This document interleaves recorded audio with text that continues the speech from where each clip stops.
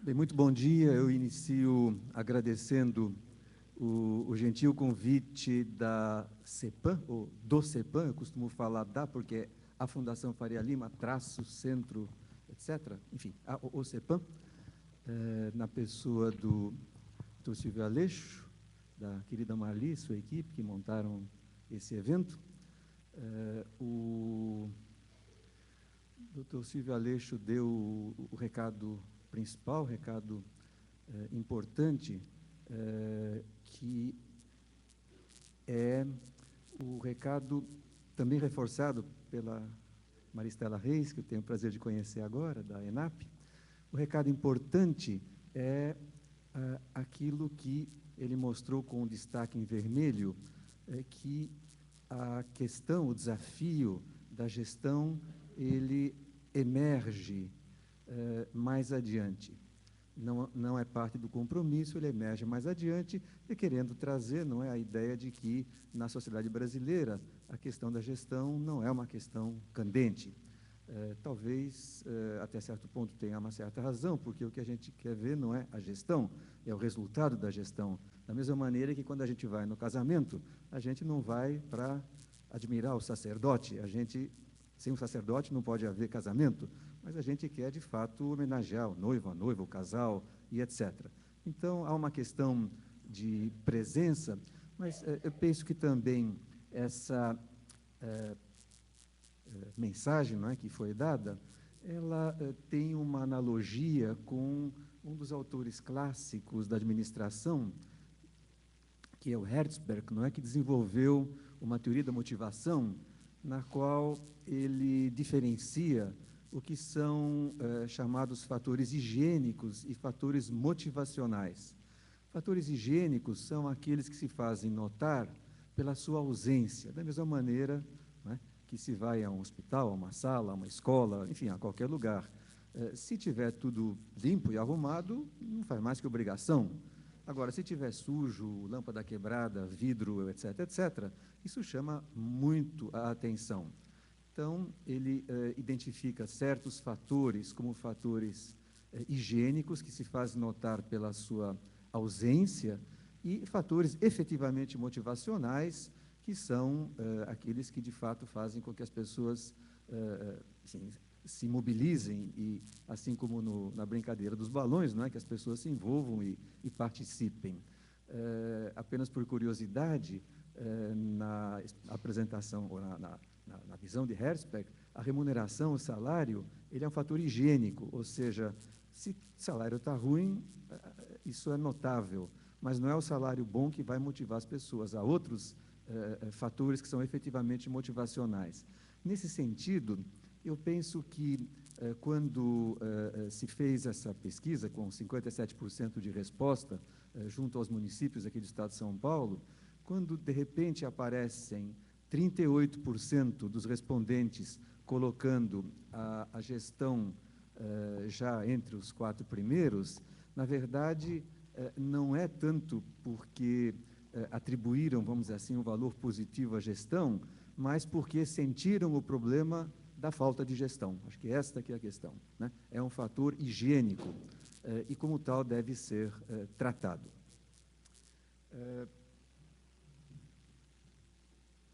Depois, então, da competente apresentação do Dr. Silvio, da simpática, charmosa mesmo apresentação da doutora Maria Estela Reis, propondo parcerias e vários outros mecanismos, e dessa dinâmica, me cabe falar um pouquinho, o tema que me foi atribuído, sobre formação e capacitação como estratégia de governo.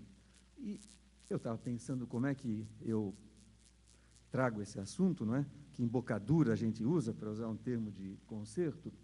Eis que ontem me deparo com uma manchete no Valor Econômico, não é, que vocês estão vendo: Banco do Brasil torna-se gestor de obras públicas.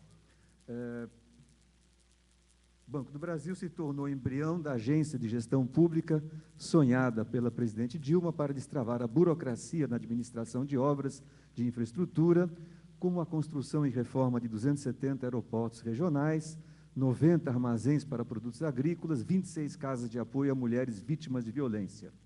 Destaco são atividades que nada têm a ver com a sua atuação, mas que prometem render perto de 300 milhões em comissões. Bem, eu li essa matéria indo para o Rio, para uma reunião do Conselho Consultivo da FINEP, onde, aliás, se tratou também da criação da Universidade Corporativa da FINEP. Ontem, bem cedinho, segunda-feira, eu devo dizer que, possivelmente, a minha cara era mais ou menos essa, não é? Quando eu reli a manchete e esse pedaço da notícia que eu aqui transmiti para vocês.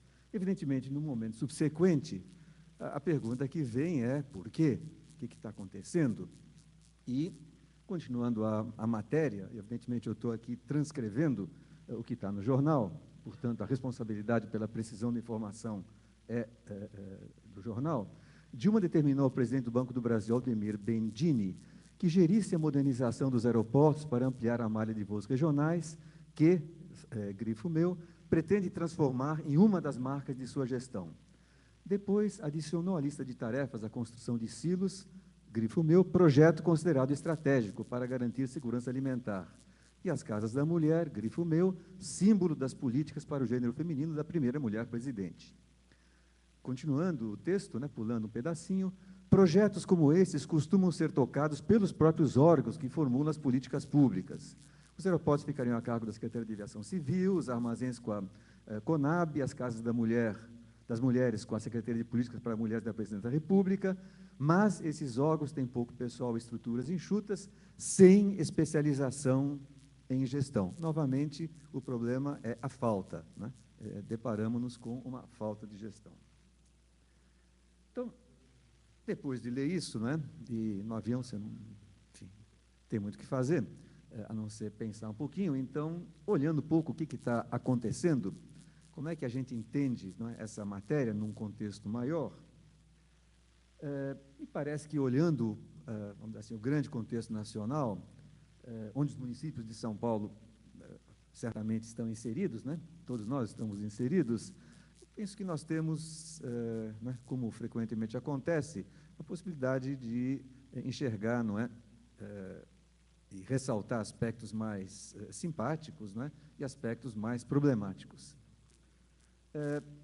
Entre os aspectos mais problemáticos, eu estou deixando de tratar o que está na manchete de todos os momentos, jornais, etc., os problemas da Copa, e a infraestrutura, as questões da conta de padeiro da Petrobras, tudo isso estou deixando de lado porque são questões, enfim, acho que muito específicas, momentosas, importantes, mas tratando de alguma coisa que é mais endêmica, que é o tempo que demora para abrir uma empresa no Brasil. Ou seja, se quer registrar, abrir, operar legalmente uma empresa, a estatística do Banco Mundial, que está aqui reproduzida, numa classificação de países, indica de 180, 179 países, para ser mais precisos, nós estamos em glorioso quinto lugar, só que do ruim para o bom, não é o quinto lugar melhor, é o quinto lugar pior. 119 dias. O melhor é Nova Zelândia, um dia, Então, vocês podem se ver, e esse me parece que simboliza o lado problemático. Por quê? Porque, para resolver esse assunto, não se requerem bilhões de dólares, ou euros, ou reais, o que quer que seja investimento, não se requer licenças ambientais complexas, porque há confronto com visões diferentes que são naturais na sociedade. Não se trata de nada disso. É um problema porque não se resolve o problema. Ou seja, há uma questão estritamente de gestão aqui presente. Mas, olhando agora a outra perspectiva, em outros campos, nós estamos também no ano eleitoral, por isso o exemplo, o Brasil dá show mundial, passa até os Estados Unidos com aquela vergonha da contagem das cédulas lá na eleição do Al Gore, mas não sei o quê, enfim. Então, temos, de fato, aqui no Brasil, essa convivência dos extremos, um horror em alguns aspectos e uma maravilha em outros aspectos. Qual é a mensagem que eu queria trazer para todos nós aqui, dessa dicotomia, por assim dizer? Se podemos, vamos dizer assim, frequentemente, não é, o pessimismo jornalístico ou de outros grupos, não é, momento eleitoral, etc., enfatiza o lado problemático, e ele existe, e tem que ser ressaltado, não pode ser escamoteado, e parece que devemos construir sobre os ativos, aquilo que nós sim conseguimos fazer. Então, parafraseando, né, já que eu mexi com o grande irmão do Norte, com a questão das eleições, agora trazendo, não é, uma expressão que ficou conhecida do presidente Obama, né, Yes We Can, e que foi traduzida aqui para o português pelo Pepe, que está aí sentado, o Aguni e mais os seus colegas da Secretaria de Planejamento, num livro eletrônico que é fácil de baixar aí no site, não é, do IGOV São Paulo, que então, Dá para Fazer. É um livro que foi publicado em novembro do ano passado sobre gestão do conhecimento e inovação no setor público, com conceitos, casos, práticas, ferramentas,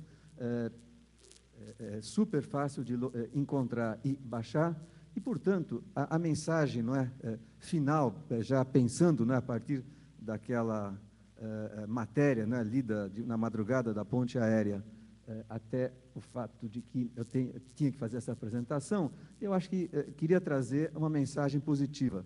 Apesar dos problemas, e existem, é possível fazer, né, dá para fazer, então a questão é ver como a gente pode fazer e qual é o papel que formação, capacitação, mais especificamente a terminologia que se usa na administração pública, escolas de governo, a terminologia que se usa no setor empresarial privado, universidades corporativas, nome com algumas firulas para muita gente, tem a desempenhar nisso. É claro que poderíamos explorar aquela matéria, não é, com questões do tipo, mas espera um pouquinho só, será que os projetos, não é, dos aeroportos regionais, das casas da mulher, etc., deveriam ser tocados pelos próprios órgãos ou deveriam ser contratados com entidades especializadas em tocar projetos, né? O tocar é como o jornal chamou, não é? Expressão popular, né? É do interesse do Banco do Brasil assumir atividades, como está no jornal, que nada tem a ver com a sua atuação, ou manda quem pode, obedece quem tem juízo, ainda que em prejuízo dos acionistas, pelo custo e oportunidade do tempo das pessoas, inclusive. Aqueles 300 milhões não pagam a conta do que o Banco do Brasil deixa de fazer com a competência das pessoas. E os acionistas, eu inclusive, acho que boa parte de nós, em algum momento na vida, fomos seduzidos, né? Eu recebo salário como servidor público da USP que sou, não é? Banespa, como é que é?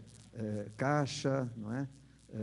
E depois Banco do Brasil, em certo momento sobra alguma coisinha, então a gente é seduzido para comprar ações, e devo dizer que as ações que foram vendidas, não é, hoje valem 0, alguma coisa do valor que eu paguei, depois de alguns anos. E, portanto, olhando como acionista, me perguntaram, ou a outros, se é para fazer isso. Então, eu poderia fazer uma discussão mais conceitual, até política, ética sobre isso, mas deixando isso para um outro momento, do ponto de vista do tema que foi pedido, não é, do tema do nosso evento, eu queria tocar apenas em 2 assuntos, né?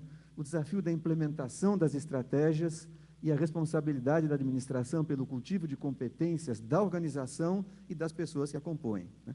Competências das pessoas individuais, mas também há um desafio da competência organizacional, a sinergia até certo ponto, né, como nós vimos aí com a Maria Luísa. Desafio da implementação de estratégias. E, talvez para, enfim, exposição, eu possa dividir, não é, uma organização em 2 grandes tipos de objetivos, né, quando se olha para frente, intentos, né, o que eu vou fazer? Alguns objetivos são retentivos, manter o atendimento, não é? Um hospital tem gente vindo o tempo todo, uma escola tem novas turmas vindo, a universidade tem vestibular a cada ano, etc, etc, etc. E, portanto, há uma questão de atendimento que é permanente e a demanda é uma demanda por excelência no atendimento. Isso recebeu aqui uma terminologia tupiniquim, como todos nós sabemos, né? O povo exige escolas, hospitais, estradas, segurança pública, saneamento, moradia, no padrão FIFA, o que na universidade a gente ensina como sendo excelência, não é, classe mundial, nome que quiser. Aqui ficou padrão FIFA, todo mundo entende isso. Ao pactuar, não é, aqui é uma terminologia mais técnica, né, níveis de serviço com cidadãos e com as organizações, não é? Como manter isso? Porque se não investir para manter, se não cuidar, piora, né? Se não fizer nada, não fica igual. Se não fizer nada, piora. Por que piora? Por várias razões. Algumas delas têm a ver com fatos da vida, não é? Aposentadoria, as pessoas que sabiam, de repente, já não estão mais lá. A descontinuidade, as pessoas podem ficar doentes, tirar férias, etc. As pessoas que entram, elas não necessariamente conhecem os valores, o ethos, enfim, as formas, não é, de atuação, as relações daquela organização, daquela entidade, daquele município, não é, daquela prefeitura. E, portanto, como preservar valores com os novos colaboradores e colaboradoras que entram. E, portanto, mesmo para manter aquilo que já vem sendo feito, portanto, fazer aquilo que a gente chama de gestão de operações, para manter o que já está sendo feito, temos que cultivar competências. Senão, vai deteriorar inexoravelmente. Mas há outro tipo de objetivos que toda organização, todo prefeito, né, toda prefeita, certamente quer, que é aquisitivos. Sair, né, ao final da gestão, com coisas que não havia antes, né, não estavam presentes. Quer dizer, o que eu fiz ao longo desses 4 anos, o que a minha gestão fez, o que a gestão para a qual fomos eleitos fez. Então, estamos falando, né, aquilo que tecnicamente a gente poderia chamar, com super tranquilidade, né, em inovações na gestão pública. Fazer diferente, fazer melhor, fazer com menos custo, fazer outras coisas, identificar novas soluções e por aí vai. Há uma frase já meio chavão, né, com várias formulações, não é? Do Maquiavel, no Príncipe, capítulo 6, né? Eu peguei o original para reconstituir um pouco, porque com o tempo, né, o que você entra lá no Google, você vai buscar, ela já não é a mesma coisa que estava escrito no original, mas o espírito é o mesmo, né? Inovação, hoje em dia, é um termo charmoso, não é? Todo mundo quer inovar, etc., etc., mas acho que o Pepe e as pessoas que estão há muito tempo com isso, né, acho que concordará comigo que não é fácil inovar, não é fácil inovar. Né? Nosso Maquiavel, já há vários séculos, dizia, né, deve-se considerar não haver coisa mais difícil para cuidar, nem mais duvidosa a conseguir, nem mais perigosa de manejar, que tornar-se chefe e introduzir novas ordens. Isso porque o introdutor tem por inimigos todos aqueles que obtinham vantagens com as velhas instituições e encontra fracos defensores naqueles que das novas ordens se beneficiam. Tira um pouco a linguagem rococó de tempos atrás, estamos falando das questões de inovação, e isso vale não só da administração pública, isso vale em empresas também, empresas muito conhecidas, eu tenho depoimentos e evidências de primeira mão. Então, se a gente quiser inovar, não é? Fazer diferente, melhor, etc., etc., temos que ter a percepção disso. No caso do Estado de São Paulo, o governo do Estado de São Paulo, seguindo um processo que vem sendo construído,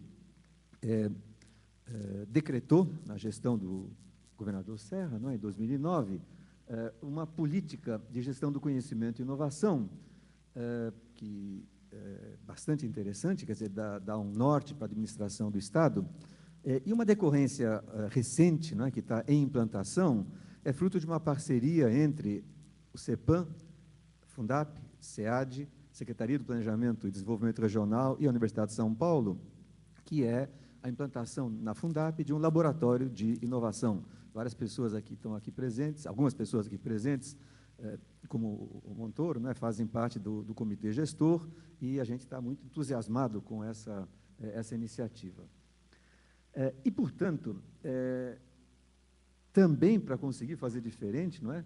Nós temos que desenvolver competência de gestão de projetos e programas, ou seja, transformar exige cultivo de competências. Para manter, eu preciso cultivar competências, e para transformar, eu também preciso cultivar competências. E aí vem o segundo tema que eu queria tratar aqui brevemente, é a questão da responsabilidade da administração pelo cultivo de competências. Não dá para imaginar, não é, por exemplo, esta organização, a Embraer, não é, que, enfim, todos nós nos orgulhamos, como não cultivando as competências. Quer dizer, o avião nem voaria, nem seria licenciado, não venderia no exterior, enfim. É tão evidente, né, que há um esforço grande, sistemático, organizado, de desenvolvimento de competências, que nem daria para imaginar que não exista, né, esse esforço articulado, inclusive no caso da Embraer, um parênteses, como precisam de jovens engenheiros e engenheiras que não são adequadamente, vamos dizer assim, disponíveis no mercado, então eles abriram uma escola específica, não é, para a formação dessas pessoas. Também tem outras iniciativas extremamente interessantes. Mas, dependente dessa ênfase grande, apenas para dar um número concreto, né, eu peguei o relatório de 2012, 2013 eu não tive acesso, não vi, o número de horas médio, né, ou seja, cada um dos 18 mil aproximadamente colaboradores e colaboradoras da Embraer passou por 38 horas de capacitação em 2012. Então, arredondar para 40 fica mais fácil. Quer dizer, praticamente, na média, não é? Todo mundo ficou uma semana em capacitação. Então, acho que esse é um número significativo. Se a gente está falando em padrão FIFA, em fazer o bicho voar, etc., etc., temos que olhar alguma coisa substantiva, não é? E não fazer uma concessão, não é, marginal, para dizer que está fazendo. Quer dizer, é sério, se a gente quiser chegar nesse padrão. Se contentar com menos, está tudo bem também. No caso da Universidade de São Paulo, a universidade certamente já... Primeiro, é uma instituição educacional e, portanto, vender o peixe da educação, da importância da educação na universidade, é óbvio que é vender geladeira para esquimó, como a gente falaria, mas o esforço de capacitação dos servidores e servidoras, dos docentes em função de gestão, era um esforço, digamos, bastante fragmentado e, ao ensejo de uma nova política, nova forma de gerir os seus recursos humanos, as suas pessoas, não é, que foi implantada pelo professor Joel Dutra nesses últimos anos, não é? Então se desenvolveu um modelo de gestão por competências, que acho que também é bastante conhecido aqui na casa, não preciso entrar em detalhes, não é? Onde o que se vai medir essencialmente, você vai procurar medir, estimular, valorizar, preparar, etc., é a agregação de valor que a pessoa dá para a organização, no caso a USP, não é? Olhando a complexidade do cargo, da posição, não é? E, portanto, trabalhando esses assuntos e associando, não é, a gestão da carreira, portanto, não a tempo ou a fez mais cursos, não é? Ganhou mais pontinhos, mas de fato, uma mensuração com critérios que, enfim, também estabelecidos, né, de como cada pessoa contribui para a organização, no caso, a USP. Nesse contexto, em 2012, final de 2012, foi criada a Escola Técnica de Gestão da USP, que nós carinhosamente chamamos de Escola USP, por uma resolução do reitor Rodas, não é? E que, em primeiro lugar, procura lidar com a dinâmica das mudanças. O entorno das universidades muda intensamente, não é? Basta ver os MOOCs agora que estão entrando, né? Ou seja, tem um concorrente presente, não é? Quer dizer, então, agora a USP não está mais competindo, se a gente pode usar o termo, com a Unicamp, está competindo com a MIT, com Harvard, não é? Georgia Tech, por aí vai. Para dar um exemplo, não é? Formar e aprimorar as lideranças, não é? Também a cada 4 anos troca reitor, vice-reitor, pró-reitores, diretores de unidade, chefes de departamento, etc., etc. Então, formar e aprimorar lideranças, e também na área administrativa, não é? Como é que a gente prepara as novas gerações, as pessoas se aposentam, não é? É natural. Preparar, então, para as funções de gestão, nos encontros com lideranças, a principal queixa, não é, que os gestores faziam, a principal demanda, era muito parecida com o que provavelmente está na raiz da resposta que os prefeitos, prefeitas, as prefeituras mandaram para a CEPAM. Né? Eu entrei, não é, para fazer a política da minha unidade, da minha escola, faculdade. De repente eu recebo aí um monte de pastas para despachar, eu não entendo nem muito bem o que está acontecendo, né? E eu começo a ver que tem um mundo de coisas para as quais eu sou demandado, que eu não entendo, Então, eu começo a me aplicar para entender, e quando eu entendi, o assistente já está dizendo, o senhor diretor, ou senhora diretora, está na hora de marcar a eleição do seu sucessor, não é? E, portanto, as pessoas não têm preparo para assumir, ou seja, joga na piscina e depois te vira, bicho. Então, essa é uma demanda forte, não é? Integrar servidores e passar valores, não é? Ou seja, uma instituição que se quer perenizar, ela tem gerações que entram, como é que combina tradição e mudança, conscientizar os servidores do seu papel e dar recursos, né? Eu vou depois comentar, mas nós fizemos aqui uma parceria com a CEPAM, muito interessante, de capacitação de novos servidores, e onde parte das aulas eram dadas pela equipe da CEPAM, parte era dada naturalmente por pessoas da administração da USP, por exemplo, a aula o que a universidade, a administração da universidade espera de um novo servidor ou servidora.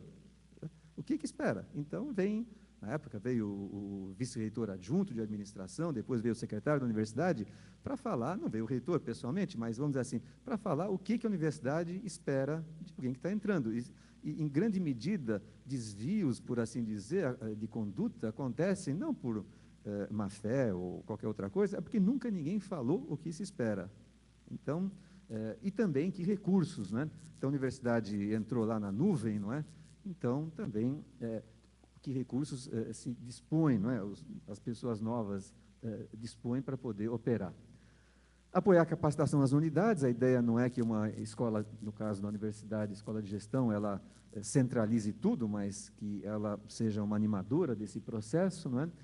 Desenvolver comunidades de prática, eu vou depois falar mais alguns segundos, né? Esse é um aspecto importante de uma atividade tipo escola de governo, universidade corporativa, como animar as redes dos praticantes em áreas iguais, por exemplo, na área de compras, né? Compras em todos os lugares, como é que as melhores práticas de compra fluem, não é? Entre todo mundo, né? E contribuir para aprimorar a gestão da universidade é evidente. Alguns cuidados, né, que a gente aprendeu no caminho, a gente, enfim, procura aplicar. Primeiro, alinhamento estratégico. Nós não estamos falando, né, de treinar, capacitar e uma métrica de contar, né, quantas horas, etc. Os insumos devem ser medidos, mas não é isso o essencial. O essencial é aquilo, né, que em inglês todo mundo usa esse termo também em português, né? É o fit, né? É o alinhamento entre o que a escola faz e qual é o projeto da gestão. E os projetos de gestão mudam, né? Assim como muda no município, a eleições, a novas visões. Então, nós fomos implantados, como eu falei, segundo semestre de 2012, tivemos uma fase inicial até o final do ano passado de implantação, tivemos agora que fazer um realinhamento do que nós tínhamos previsto fazer, pelas razões que estão nos jornais, que vocês todos acompanham e todas acompanham, da situação muito diferente na qual a USP, de certa maneira, a Unicamp e o Unesp se encontram nesse momento.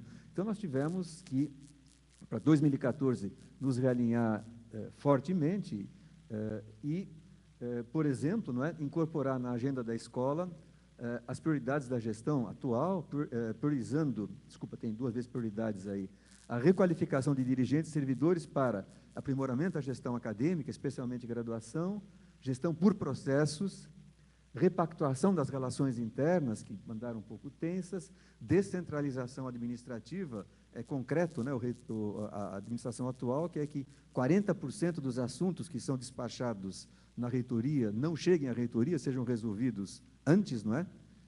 E, portanto, tem que haver gente qualificada para poder tomar decisões corretas descentralizadamente. Não adianta só abdicar de tomar decisão no centro, é preciso capacitar as pontas para tomar as decisões e, evidentemente, a gestão de recursos em regime de austeridade para ser elegante. A questão de processo. A questão de processo é o cuidado 2, que a gente precisa, num evento como esse, né, contar as pingas que toma, também os tombos que leva, né? Então, quando nós começamos a Escola de Gestão da USP, em agosto de 2012, formalmente, na prática, outubro, né, começamos de fato a operar, agosto é a resolução, nós e a torcida do Corinthians inteira sabíamos, né, que se perguntar na USP, soltar a pergunta para quem está na área administrativa, qual é a principal pedra no sapato, né? Ela, adivinha qual é? Não, grana não é, principal não é grana. Compras. Né? Compras. É um negócio infernal, não é para dizer o mínimo, é o consenso geral. Então, pegamos carona num curso de compras até muito bom, fizemos um módulo adicional e depois fizemos uma avaliação, resposta dessa avaliação. As pessoas gostaram do curso, aprenderam bastante, mas não mudou nada na universidade. Por quê? Porque o processo era o mesmo. Então, eu sei que dá para fazer melhor, mas o processo é o que está. Portanto, a gente aprendeu que antes precisa mudar o processo e a qualificação tem que vir em cima do processo novo. Não adianta qualificar em cima de um processo que tem necessidade de melhoria, reengenharia, o nome que se quiser. Terceiro cuidado, estabelecer diretrizes mais políticas de capacitação, mais a título de ilustração, né? Definimos, né, 8 diretrizes. Primeiro, alinhar fortemente a estratégia da universidade, né? A escola não tem existência por si, ela tem mérito da medida que ajudar a universidade a realizar o seu projeto. O eixo estruturante, não é? É uma gestão responsável e inovadora, abordagem, valorização do conhecimento, engajamento organizacional, articulação com os novos modelos de gestão da universidade, já falei, mandato. Os docentes em função de gestão, então não é para ensinar como dar uma aula melhor, isso está fora do mandato, mas se for um dirigente, como dirigir melhor o departamento, a escola, ou a universidade como um todo, ou o setor X, biblioteca, etc., né? E os servidores não docentes, que, como eu falei, é um número bastante expressivo, né? Na universidade é mais ou menos o número da Embraer, por isso eu trago também o exemplo da Embraer, 18 mil, 17 mil aproximadamente. Agentes preferenciais de capacitação do quadro da universidade. Então, sejam professores e professoras, mas também instrutores, pessoas que têm uma experiência prática, e nós conseguimos também, da reitoria, uma resolução que permite legalmente, no Olerite, não é? Tudo direitinho, a remuneração das aulas dadas e da coordenação do curso, se for o caso. Ou seja, não precisamos pedir, por favor, para um colega professor ou professora, ou para um servidor, para ministrar uma aula, compartilhar o conhecimento. Fará isso também porque é a universidade, porque é a sua casa, mas terá um reconhecimento num padrão de mercado, bastante razoável, né, de reconhecimento objetivo. Potenciadores, parcerias internas, já vou comentar, e aceleradores, parcerias externas. Parcerias externas, começando, né, fizemos parceria com algumas entidades, o Fundap, certamente, e aqui a CEPAM, aqui temos, né, fizemos com a CEPAM 2 cursos, não é? Justamente integração de novos servidores, o outro é mais na área financeira, não é? Sempre nessa parceria de ter aspectos mais conceituais dados pela equipe da CEPAM, que é muito competente, aspectos mais específicos, né, do funcionamento da própria instituição, dado pela equipe da universidade. O certificado ele simboliza, não é, essa sinergia, não é? Trabalhando com as lideranças, então a escola tem que estar muito próxima à direção, se a escola ficar à margem, ela não sabe o que está na cabeça da instituição. Parcerias internas, em cada unidade é um facilitador ou facilitadora de capacitação, então é uma rede, não é? Vamos talvez chamar a Maria Luísa para fazer uma brincadeira com os balões também, porque é bem divertida, não é? Fizemos reuniões sem balão o ano passado, esse ano, se o orçamento permitir, então a gente vai providenciar os balões. E um outro elemento, um outro pino de articulação muito bacana das comunidades de prática. Então, por exemplo, a comunidade mais antiga, que já tem cerca de 10 anos, é do pessoal, não é, da área financeira, suprimentos, é o GFIM, e que, então, faz encontros quando necessário, tem, de fato, um compartilhamento muito, muito importante do seu jeito de trabalhar, resolver os problemas, e no ano passado, né, então a contribuição que a gente fez foi fazer uma pesquisa de satisfação para entender quais são, não é, naquele momento ainda, as grandes diferenças, e na verdade a diferença grande é no que acabou sendo chamado, para dar uma palavra simples, por questão de tempo, empatia, né? Como fazer com que o pessoal da área administrativa tenha empatia pela pessoa que está pedindo que seja comprado algo, seja feito algum pagamento, feito algum contrato. Cuidado 4, eu acho que são 5 cuidados, estou chegando já no final para não estourar o tempo, é a mensuração benefício-custo. Primeiro, claro que há uma mensuração do próprio projeto da escola, né? Então, no final de 2013, fizemos aí uma avaliação, né? Os sinais evidentes, né? O que conseguimos fazer, o que fizemos em parte, o que não conseguimos fazer, não é? Então, isso é evidente. É claro que recolher depoimentos é importante, né? Para pegar aí um depoimento, eu vou pegar o segundo, né? Que foi feito também aqui em parceria com o CEPAM, de um participante do curso de Contabilidade Pública e Controle Orçamentário. Foi muito bom, especialmente pela troca de experiências entre as unidades da USP, em conjunto com o conteúdo. Enfim, também isso é bom. Meritocracia, gestão do desempenho, com a Fundab foi muito bem avaliado também. Mas a gente tem um desafio, né, e nós não chegamos lá ainda, de ter uma métrica mais sofisticada, que estou indicando aqui, né, da professora Marisa e o professor Flávio, né, que são especialistas nesse assunto, principalmente a professora Marisa, que é a madrinha brasileira das universidades corporativas, né, uma pirâmide, né, de avaliação, e nós estamos ainda bastante na base dessa pirâmide. Então, temos um desafio grande. O quinto e último cuidado vou terminar antes disso, no caso, então, de São Paulo, 645 municípios, 48% menos de 12 mil habitantes, um mega município que é São Paulo, alguns outros muito grandes municípios também, enfim, como é que se pode fazer isso, especialmente no caso dos municípios médios e de pequeno porte? E aí, eu diria o seguinte, é importante considerar a questão da escala, né? Quantidade gera qualidade, é uma frase também algo popularesca às vezes, mas, de fato, a escala é algo importante. E eu queria, então, trazer um exemplo de algo que foi feito para aproveitar a escala, para integrar no Estado de São Paulo ações que eram feitas segmentadamente e que é a TecReg. Então, tecnologia para a rede de escolas de governo, também a doutora Maria Estela já apresentou um pouco no nível federal, o Estado de São Paulo também tem um conjunto de escolas de governo no âmbito da administração estadual, não é? E, portanto, a ideia foi fazer, de certa maneira, uma rede de redes, não é? Do ponto de vista de aproveitamento, né? Sinergia, para usar o termo da Maria Luísa, não é? Das bases instaladas, das competências, etc., das bases físicas instaladas, dos recursos, e articulando também as necessidades.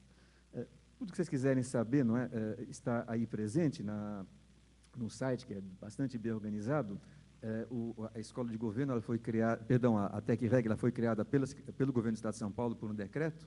Ela é coordenada pela Secretaria de Gestão Pública e ela tem uma gestão operacional e está, vamos dizer assim, baseada na Fundap, não é? Eu queria trazer apenas, e com isso eu vou concluir, um exemplo concreto onde estiveram envolvidos municípios, quase todos os municípios do Estado, 606 municípios, não é? Num projeto, num programa de capacitação, num projeto de capacitação super interessante. É um caso de parceria legislativo e executivo estadual em municípios. O demandante foi o Tribunal de Contas do Estado de São Paulo. Oi, Regina, como vai? Tribunal de Contas do Estado de São Paulo. Foi o demandante no contexto do projeto de modernização do sistema de controle externo dos tribunais de contas, né, que foi apoiado pelo BID.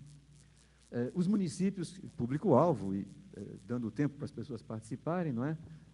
O CEPAM definiu a estratégia e os conteúdos, não é?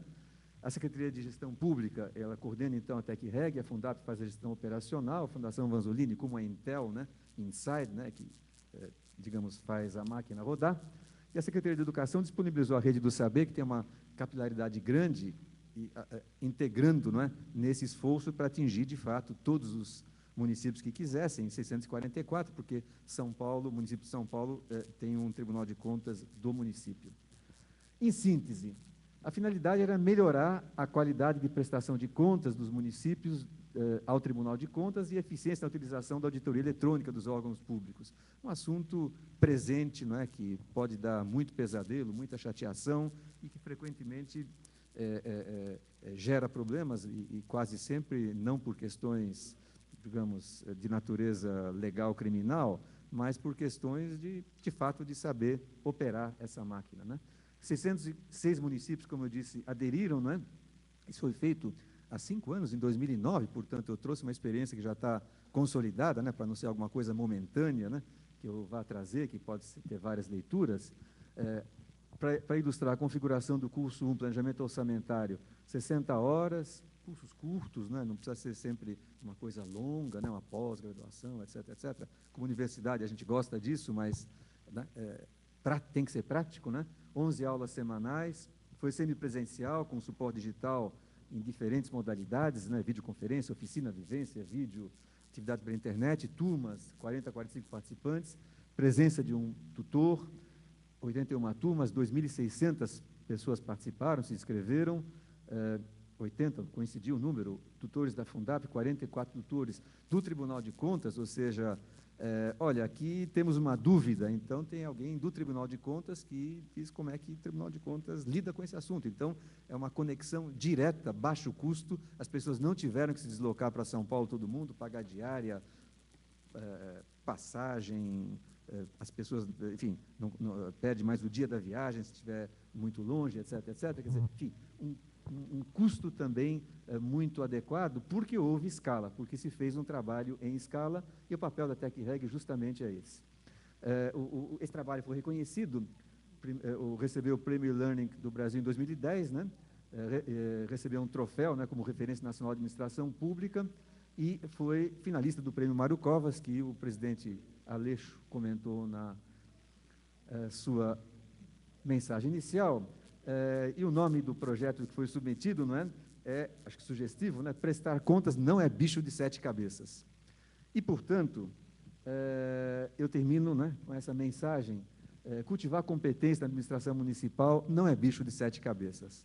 Vamos lá, tem acho que bastante elementos, né, para todo mundo avançar nisso. Eu só queria fazer uma menção que estava no início, né, mas eu acabei não enunciando, e que, na preparação dessa apresentação, eu tive o benefício de um diálogo muito frutífero com a doutora Evelyn Levi, que acho que é conhecida de vários de vocês, foi antecessora, acho que sua, lá na ENAP também, então queria só fazer esse registro público, antes que me interrompam aí.